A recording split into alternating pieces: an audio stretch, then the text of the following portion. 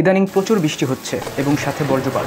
যুক্তরাষ্ট্রে এ থেকে রক্ষা পাবার জন্য একটি পদ্ধতি অবলম্বন করা হয়। জনপ্রিয় এই পদ্ধতির নাম 30 সেকেন্ড 30 মিনিট রুল। 30 সেকেন্ড বলতে বোঝানো হয়েছে যে আকাশে বজ্রপাত দেখার পর আপনাকে 30 সেকেন্ড গণনা করতে হবে। 30 সেকেন্ডের মধ্যে যদি আপনি গর্জন শুনতে পান তাহলে আপনাকে নিরাপদ স্থানে চলে যেতে হবে, কারণ তখন নাকি খুব কাছাকাছি বজ্রপাত হওয়ার সম্ভাবনা থাকে, যা 10 কিলোমিটার মধ্যে অবস্থান করে।